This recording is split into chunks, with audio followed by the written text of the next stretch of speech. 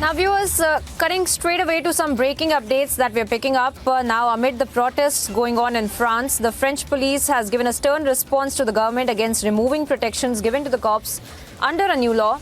Now, the police has said that enough is enough and they can't bear the tyranny of the violent minorities. Now, remember, viewers, this is happening as far as the 17-year-old that had been shot by the police and the violent protests that have also been going on in France that we have been tracking for you. And of course, this is a new statement that has come to light from the French police now, where they have in fact stated that enough is enough. Let me also bring in my senior executive editor, Abhishek Kapoor, on the broadcast as well. Abhishek, if you could break this down for our viewers to understand better as to this statement that is coming to light from the French police, where they have warned the government on the soft approach while dealing with this entire issue. And they have in fact stated that they are in a civil war. Please break this down for our viewers to better understand what this development really means about what's happening in France. Well, this is a significant development, Priyank.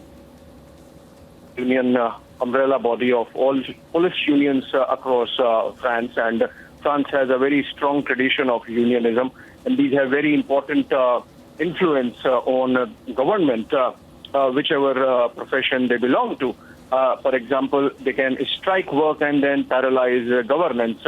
And strong words coming in from this umbrella body, which says that we are in a state of civil war and we need to really combat these savage hordes. There are strong words being used. I'm just quoting from the communique that has come. They use the word savage, they use the word vandals, they use the word pests, and they say that we are going to come down hard on them. This is not the time to go soft. And if the government does anything, we would be taking it up with the government once this is over. They are actually saying that if any soft approach is adopted at this present stage, then after the riots are quelled and peace prevails, the unions would come back in a state of resistance and rebellion.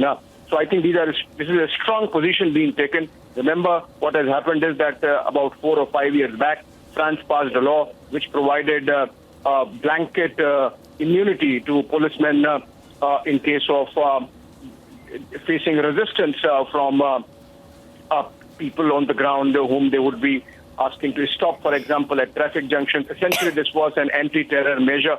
And now, in the backdrop of the Nanterre teenager killing, there is this talk among the liberal segment within the French establishment that maybe that law should be pulled back. And I think this is a reaction to that, because the policemen don't want to give away their immunity, and they are saying that for decades we have been facing this onslaught of minorities and these immigrants, and the protection that the law provides cannot be taken away. So I think this is just a reflection of the kind of fracture along the fault lines that we are seeing in France. Paris effectively burning for the last 4 nights and days.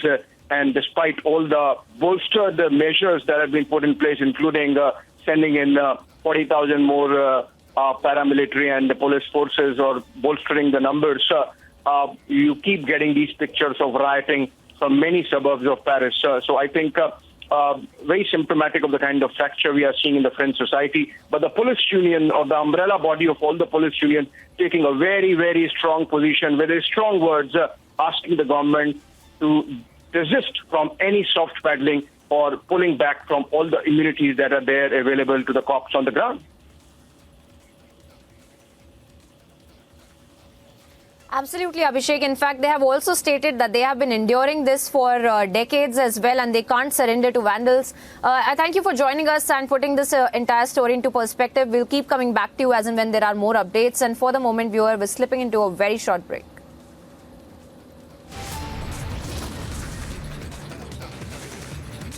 And on the other side, we get you the national debate over the UCC that rages on.